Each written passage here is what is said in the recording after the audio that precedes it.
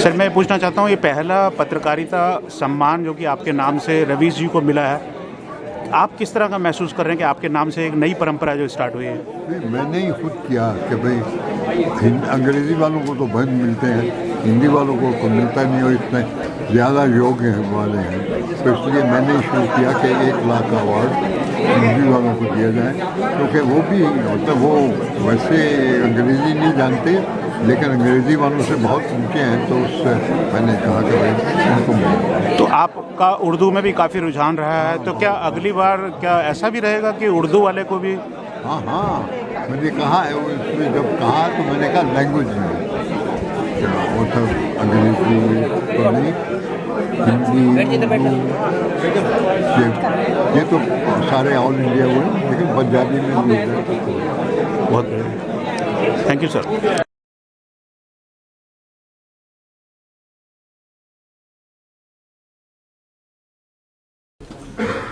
जब हमारी सहनशीलता कुचली जा रही है, ठीक उसी वक्त में खुद को सम्मानित होते देखना, दीवार पर टंगी उस घड़ी की तरफ देखना है जो टिक टिक करती है। टिक टिक करने वाली घड़ियां खत्म हो गई हैं, इसलिए हमने आहट से वक्त को पहचानना बंद कर दिया है। इसलिए हमें पता नहीं चलता कि हमारे बगल में कब कौन सा खतरनाक वक्त आकर बैठ गया है। हम बेपरवाह हो गए हैं, हमारी भी संवेदनशीलता खत्म होती जा रही है कि वो सुई चुभोते जा रहे हैं और हम उस दर्द को बर्दाश्त करते जा रहे हैं।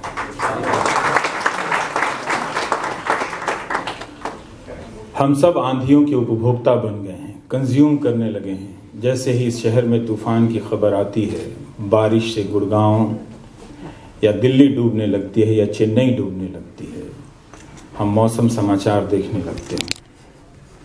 मौसम समाचार पेश करने वाली अपने शांत और सौम्य आवाज से हम सबको धीरे धीरे आंधियों और तूफान के कंज्यूमर में बदल रही होती है और हम आंधी के गुजर जाने का बस इंतजार कर रहे होते हैं।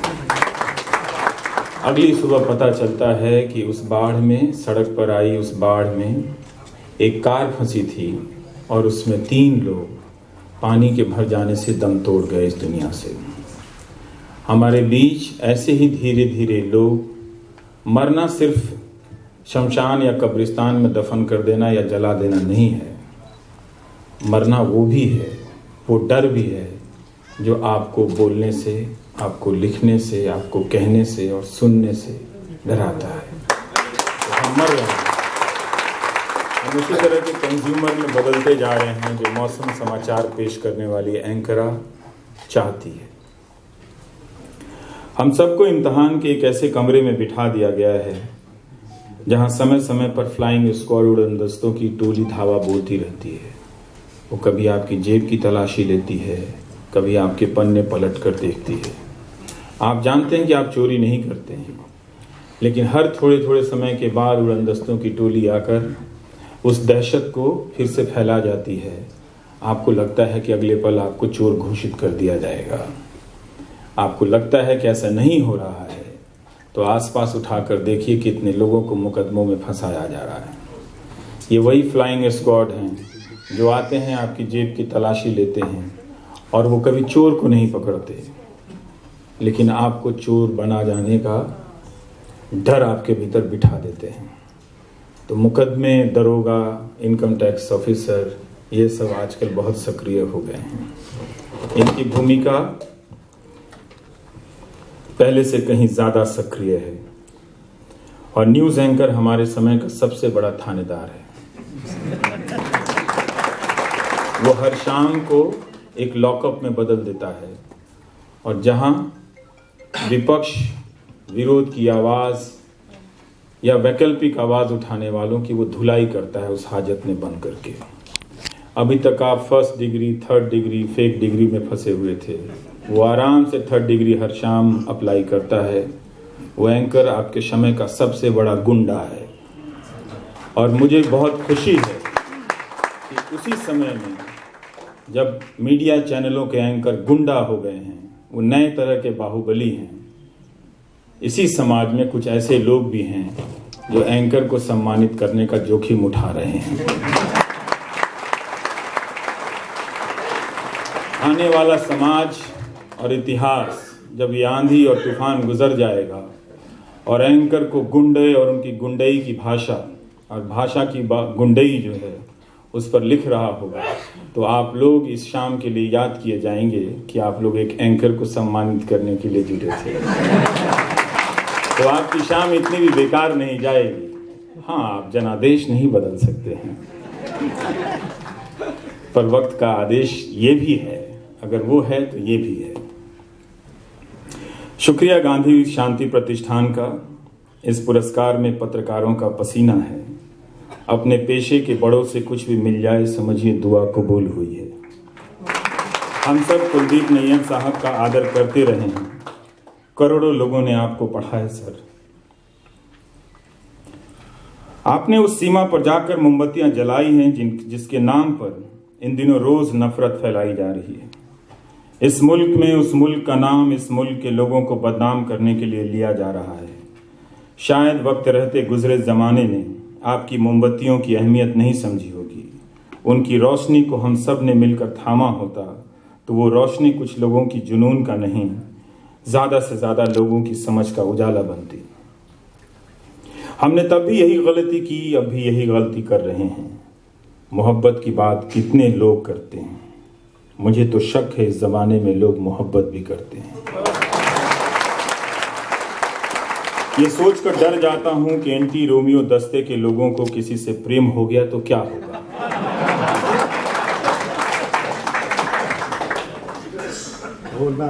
ये सोचकर डर जाता हूं कि एंटी रोमियो दस्ते के लोगों को किसी से प्रेम हो गया तो क्या होगा। प्रेम की तड़प में वे किसी पुराने कुर्ते की तरह चरचरा कर फट जाएंगे।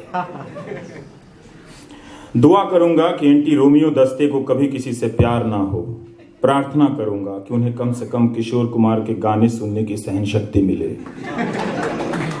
शेक्सपियर की इस कहानी के नायक के खिलाफ भी जनादेश आया है आपके यूपी में। हम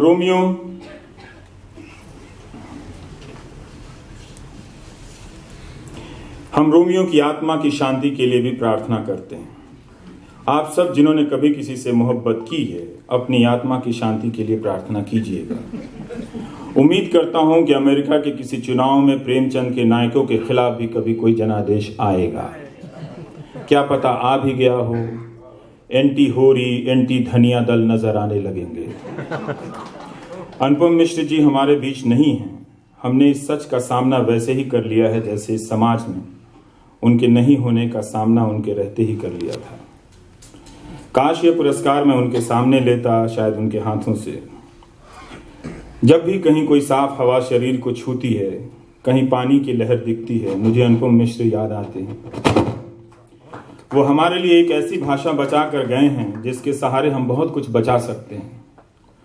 प्रतिक्रिया में हमारी भाषा हिंसक ना हो जाए, इसकी चिंता करने की जरूरत है, वरना दुनिया के सामने कोई अच्छी मिसाल नहीं बचेगी।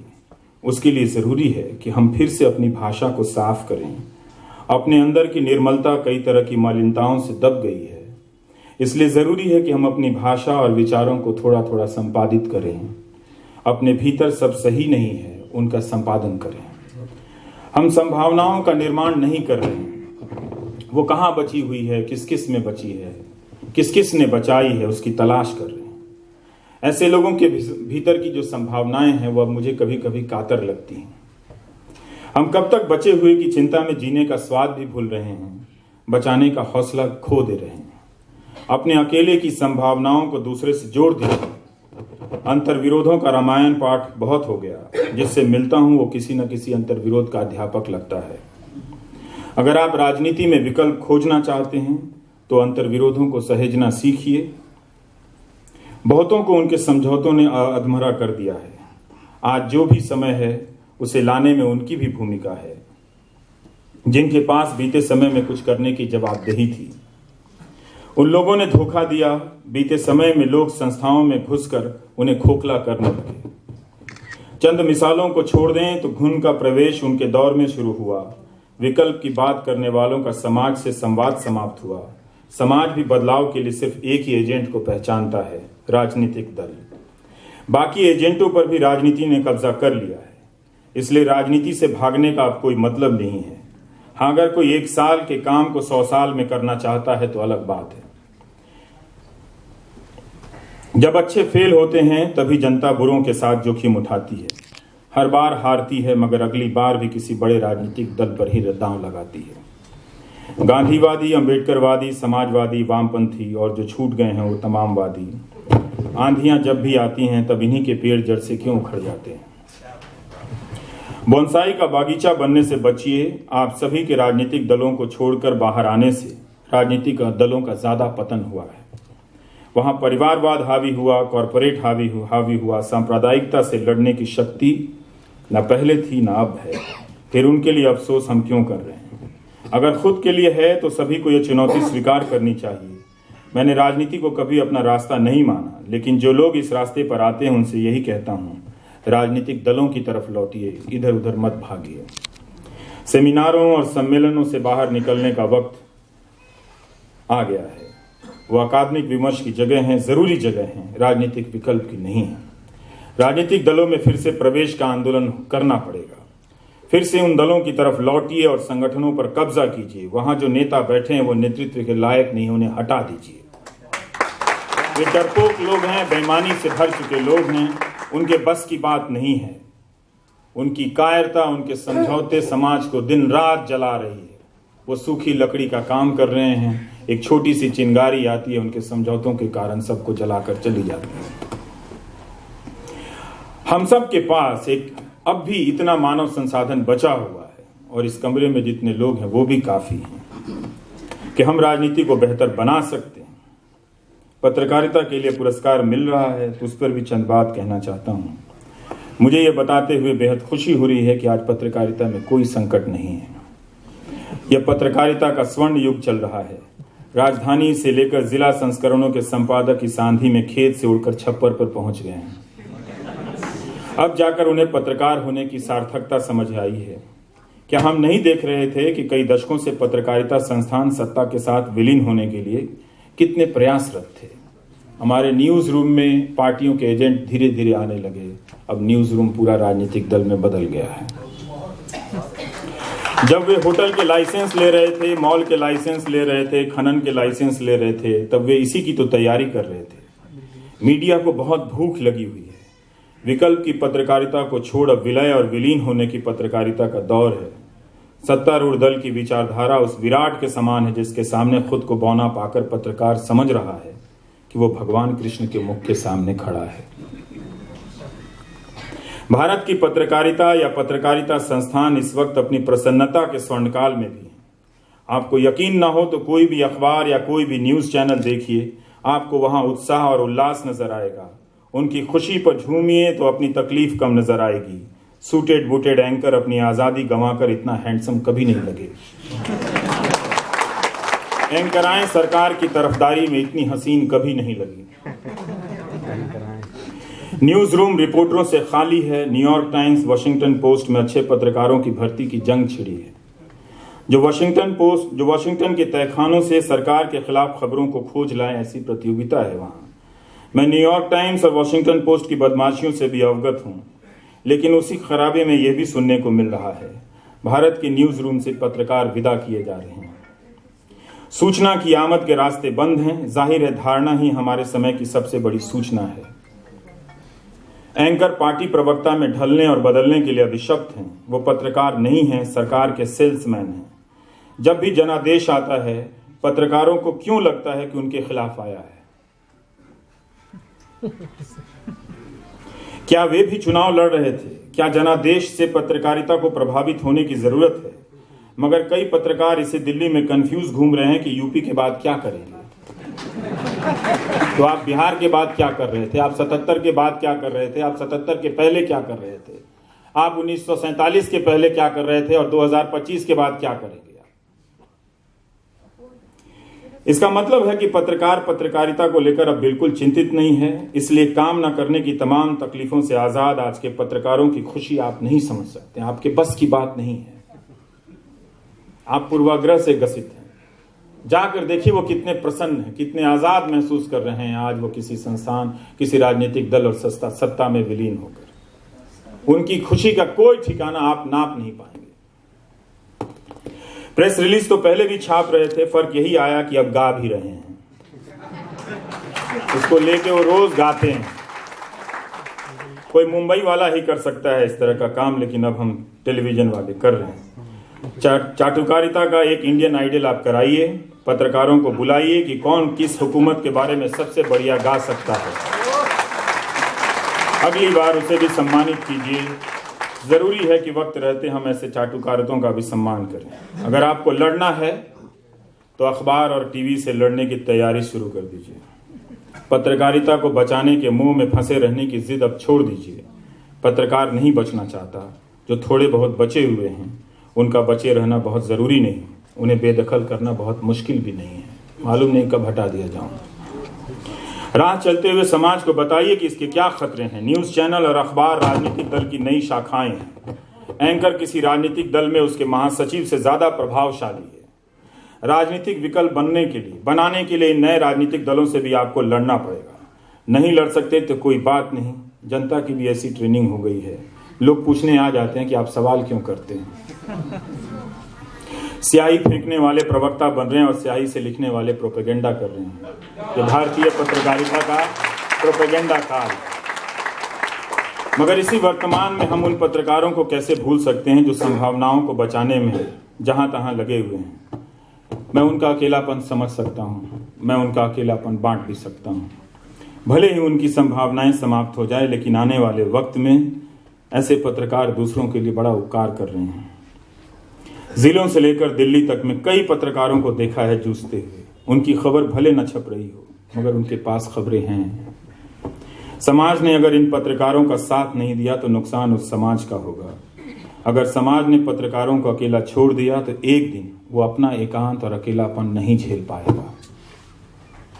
तो जरूरत है बताकर, आंख से आंख मिलाकर उस समाज को बोलने के लिए कि आप जो हमें यहाँ अकेला छोड़ रहे हैं और आप जो हमें गालियां दे रहे हैं, आप ये काम हमें हटाने के लिए नहीं कर रहे, अपना वजूद मिटाने के लिए कर रहे हैं। आप उन लोगों से इस तकलीफ के बारे में पूछिए जो आज भी न्यूज रूम में और टेलीविजन की न्यूज एंकर को मुझे रोज 10 चिट्ठियां आती हैं और हाथ से लिखी हुई आती हैं। उनकी खबरें जब नहीं होती होंगी तो वो किस तकलीफ से गुजरते होंगे और कहां कहां लिखते होंगे। ये उसी समाज का हिस्सा है। ये जो समाज पत्रकारों को गाली दे रहा है, ऐसे लोगों की तकलीफ को और बढ़ा रहा है। वो अपने ही हिस्से में जो बेचैन है, उनकी बेचैनियों के साथ उन्हें मार देने की योजना में वो शामिल हो रहा है। तो कई बार समाज भी खतरनाक हो जाता है। बहरहाल जो भी पत्रकारिता कर रहा है, जितनी भी कर रहा है, उसके प्रति मैं आभार व्यक्त करता हूं। जब भी सत्ता की चाटुकारिता से उबे हुए या धोखा खाए पत्रकारों की नींद टूटेगी और जब इस्तेमाल के बाद फेंक दिए जाएंगे, उन्हें ऐसे पत्रकारों की बचाई हुई संभावनाएं ही आत्महत्या से बचाएंगी। तब उन्हें लगेगा कि ये जो कर गया है मुझे वही करना चाहिए, इसी से मैं बचूंगा। इसलिए जितना हो सकता है संभावनाओं को बचा कर रखिए। अपने समय को उम्मीद और हताशा के चश्मे से मत देखिए। हम उस पटरी पर हैं जिस पर रेलगाड़ी का इंजन बिल्कुल सामने है। उम्मीद और हताशा के सहारे आप बच नहीं सकते। उम्मीद ये है कि रेलगाड़ी मुझे नहीं कुचलेगी और हताशा ये है कि अब ये तो मुझे कुचल ही देगी। वक्त बहुत कम है और उसकी रफ्तार बहुत तेज है। आप सभी का बहुत बहुत शुक्रिया। मैना का भी, मैं कभी किसी पुरस्कार में उनके साथ नहीं गया, आज आया हूँ, तो उनका बहुत बहुत शुक्रिया।